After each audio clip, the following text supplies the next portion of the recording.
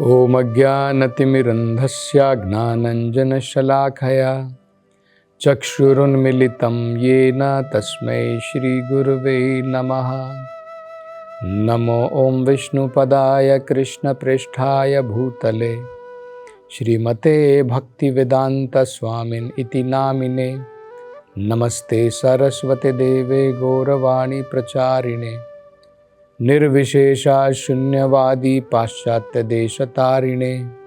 जय श्री कृष्ण चैतन्य प्रभु नित्यानंद श्री अद्वैत गदाधर श्रीवासदि गौर भक्त वृंद।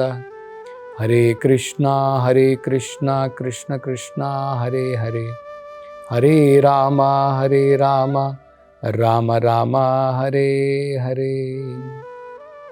हरे कृष्णा।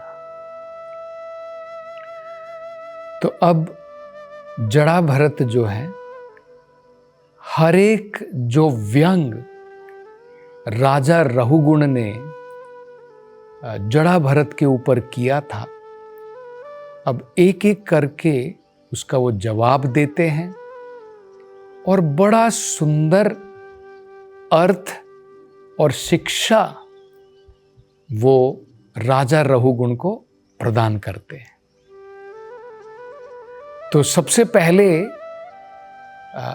राजा रहुगुण ने व्यंग करते हुए कहा था, अरे तुम अकेले जो हो पालकी उठा करके, भार उठा करके लेकर के जा रहे हो, बहुत देर से, बहुत समय से तुम पालकी उठा रहे हो।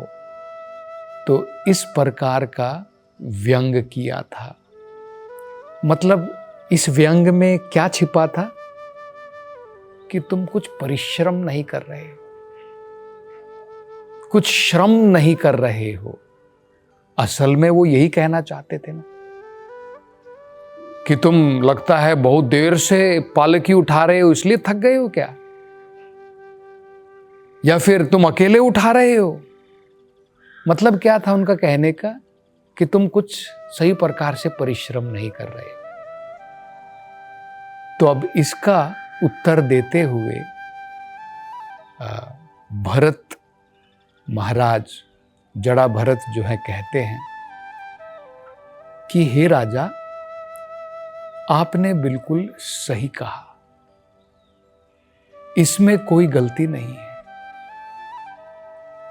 क्योंकि मैं एक वो आत्मा हूं जिसने आत्म साक्षात्कार कर लिया है। मुझे ये ज्ञान है कि शरीर अलग है और आत्मा अलग है। तो अगर आप ये कह रहे हैं कि मैंने इस परिश्रम को नहीं किया, तो ये सही है, क्योंकि मैं अपने आप को शरीर नहीं सोचता हूं। पालकी उठाने वाला, श्रम करने वाला तो ये शरीर है, आत्मा नहीं है। तो आपने जो व्यंग में बात कही कि तुम परिश्रम नहीं कर रहे हो, पालकी नहीं ठीक प्रकार से उठा रहे हो, वो सही कही, क्योंकि पालकी उठाने वाला तो शरीर है, मैं नहीं हूं, मैं तो आत्मा हूं। तो पहला उन्होंने ये कहा। दूसरा, राजा रहुगुण ने व्यंग में कहा था, अरे तुम बड़े पतले दुबले हो, कमजोर हो, और साथ साथ में तुम बूढ़े भी हो गए हो। इस प्रकार से भी कहा था। तो ये व्यंग में उनका कहने का मतलब क्या था? उनका कहने का मतलब था, तुम एक्चुअली देखा जाए तो तुम बड़े ताकतवर हो, तुम्हारे हाथ पांव देखो कितने इनके अंदर में बड़े तंदुरुस्त हो, मोटे तगड़े हो।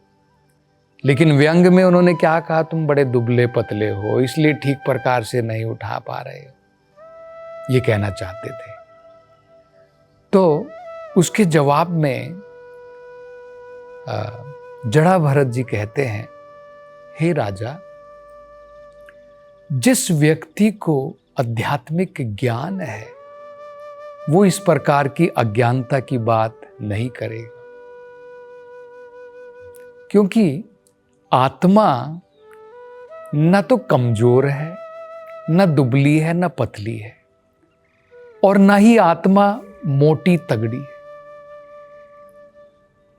ये शरीर अपने कर्म के कारण कई बार दुबला पतला होता है, अपने कर्म के कारण कई बार आत्मा को मोटा तगड़ा शरीर मिल जाता है। कई बार हम देखते हैं, हमने कुछ ऐसे कार्य किए हैं कि मुझे अगर अगले जन्म में एक हाथी के रूप में जन्म लेना है, हाथी का शरीर मिलेगा, तो बड़ा मोटा तगड़ा शरीर मिल जाता है।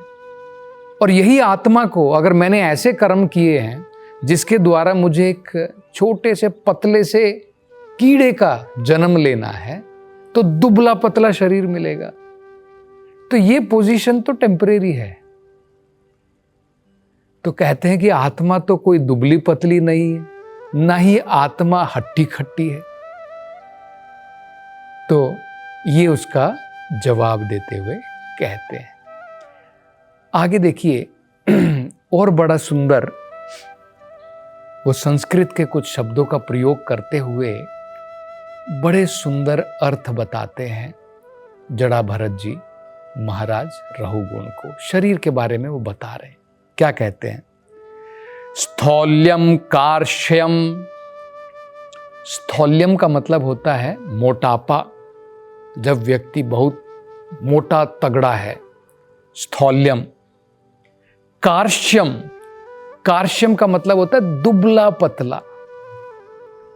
तो कहते हैं ये मोटापा, शरीर का तगड़ा होना, बहुत ताकतवर होना या कमजोर होना।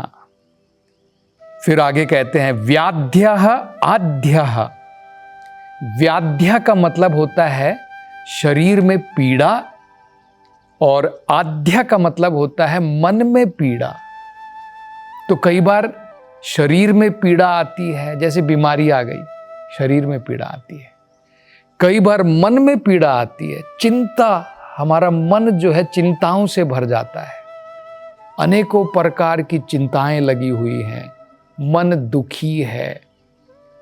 तो ये उसको क्या कहते हैं? आध्या। और व्याध्या मतलब शरीर के कष्ट और मन के कष्ट। फिर कहते हैं शुतात्रित भयम। शुत का मतलब होता है भूख लगना। शुत मतलब भूख लगना, त्रित मतलब प्यास लगना, भयम मतलब भय लगना।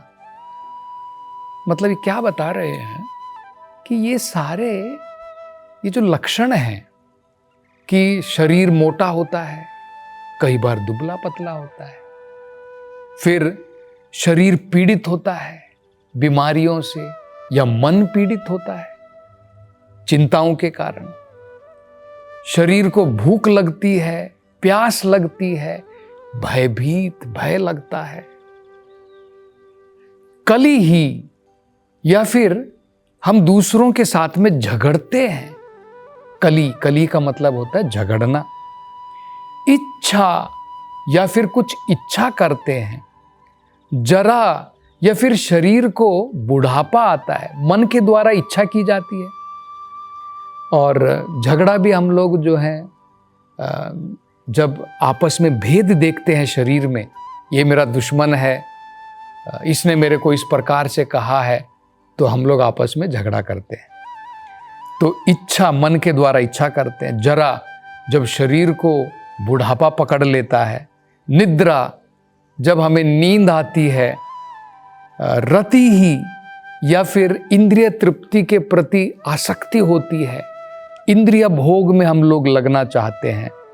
मन्युहु, हमें गुस्सा आता है। अहम, और मैं सोचता हूं मैं हूं सब कुछ। अहम ममेति, मैं और मेरा। मदः, या फिर हम जो है अपने धन दौलत ऐश्वर्य में मद हो जाते हैं, या मदिरा पी करके भी मद हो जाते हैं। मदः। फिर कहते हैं शुचाहा, कई बार विलाप करते, अरे मेरा ये चला गया, मेरा बेटा बर्बाद हो गया, मेरा बिजनेस बिल्कुल खराब हो गया। विलाप जब हम लोग करते हैं तो कहते हैं ये सब आत्मा को नहीं छूते हैं, ये केवल शरीर और मन के कारण हम लोग भोगते हैं। आत्मा इनको क्यों भोगती है? क्योंकि आत्मा सोच रही है ये शरीर मेरा है, ये इच्छाएं मेरी हैं। तो इसके कारण हम लोग इन द्वंद चीजों से प्रभावित होते हैं। सुख से, दुख से, मान से, अपमान से, बुढ़ापे से, बीमारियों से, इन सब से हम जो है प्रभावित होते हैं। और आगे देखिए वो क्या कहते हैं। तो जो व्यक्ति, ये नरोत्तम दास ठाकुर एक बड़ा सुंदर जो है गीत उन्होंने लिखा है, जिसमें वो बताते हैं कि जो व्यक्ति आत्म साक्षात्कार कर चुका है उसके लक्षण क्या है। तो कहते हैं देह स्मृति नाही यार, संसार बंधन कहा तार। अब हमने देखा जो जड़ा भरत जी बता रहे हैं, मान हो गया, अपमान हो गया, दुख हो गया, सुख हो गया, शरीर की बीमारी हो गई, मन चिंतित है, बुढ़ापा आ गया, ये सब किन लोगों को अफेक्ट करेंगे, किन लोगों के ऊपर इसका प्रभाव पड़ता है? जो देहात्मा बुद्धि में रह रहे हैं उनके ऊपर असर पड़ता है, जड़ा भरत के ऊपर थोड़ी असर पड़ेगा।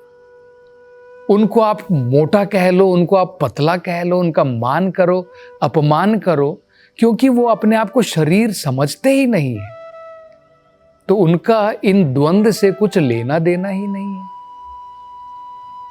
वही ये समझा रहे हैं कि ये तो अज्ञानता में व्यक्ति ऐसा सोचता है। तो इसलिए नरोत्तम दास ठाकुर देखिए कितनी बढ़िया बात कहते हैं। वो कहते हैं देह स्मृति नाही यार, संसार बंधन कहा तार। जिस व्यक्ति को उसका मन केवल भगवान में डूबा हुआ है, जिसे आत्म साक्षात्कार की प्राप्ति हो चुकी है, देह स्मृति नहीं यार, उसको देह रहने के बाद में भी देह के बारे में कोई स्मृति ही नहीं है, देह के बारे में, शरीर के बारे में वो सोचता भी नहीं है। ऐसा व्यक्ति संसार बंधन कहां तार, वो व्यक्ति, उसका संसार का बंधन कहां से होता है? वो मुक्त पुरुष है, इस संसार में वो बंधित नहीं है। ये जो है वो बताना चाहते हैं। तो देखिए लोग जो हैं, जो देहात्मा बुद्धि के स्तर पर मात्र रह रहे हैं, उनकी स्थिति जानवर के बराबर है। ये भागवत में कहा है। भागवत में कहा है जो व्यक्ति सोचता है कि जिस धरती पर मैंने जन्म लिया है वो बड़ी पूजनीय है, ये मेरा शरीर जो असल में क्या है, पंचभूतों का मात्र बना हुआ है, ये भी पूजनीय है।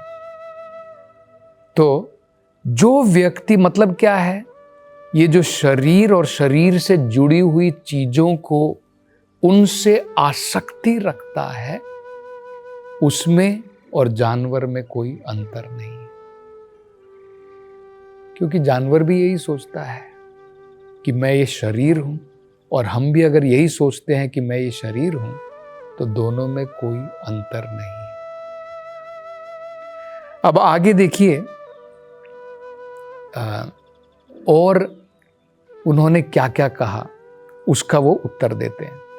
तो ये जो कृष्णा भावनामृत, ये जो आंदोलन भक्ति वेदांत स्वामी श्रीला प्रभुपाद जी ने चलाया, ये लोगों की भलाई के लिए है। उनको इस देहात्म बुद्धि के स्तर से निकाल करके ज्ञान के द्वारा आध्यात्मिक स्तर पर लाने के लिए। जैसे यहां पर हम देख रहे हैं रहुगुण और भरत महाराज में अंतर। भरत महाराज, जड़ा भरत जो है आध्यात्मिक प्रगति कर चुके हैं, उन्हें वो ज्ञान है, विज्ञान है, वो उस परिस्थिति से बात कर रहे हैं। और राजा रहुगुण अभी अज्ञानी है। तो अगर हम भी चाहते हैं कि हमें भी ज्ञान की प्राप्ति हो, तो कृष्णा भावनामृत जो है उसके लिए ही प्रारंभ की गई है कि लोगों को ये आध्यात्मिक ज्ञान प्राप्त हो। वो कैसे होगा, ये भागवतम में बताया है। नित्यम भागवत सेवया नष्ट प्रायेषु अभद्रेषु। हमारे जितने भी अज्ञानताएं हैं नष्ट, वो सब नष्ट हो जाएंगे। नष्ट प्रायेषु अभद्रेषु, अभद्र का मतलब है ये सारी अज्ञानताएं।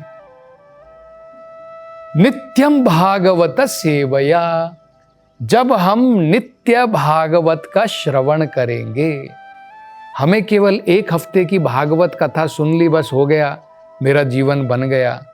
और वो भी हम लोग कहाँ सुनते हैं, हम क्या सुनते हैं, केवल कृष्ण की रासलीला सुन ली।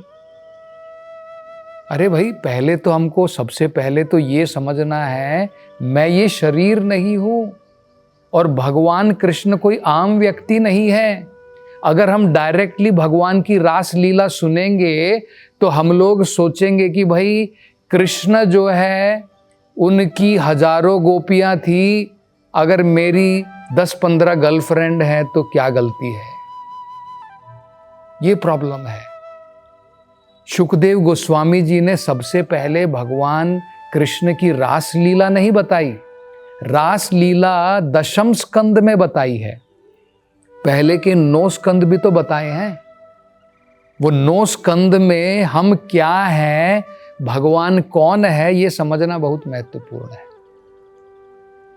तो देखिए कितनी महत्वपूर्ण शिक्षाएं जो हैं यहां पर जड़ा भरत राजा रहुगुण को दे रहे हैं। तो और आगे उनके व्यंग का वो क्या जवाब देते हैं, उसकी चर्चा हम अगली कथा में करेंगे। हरे कृष्णा।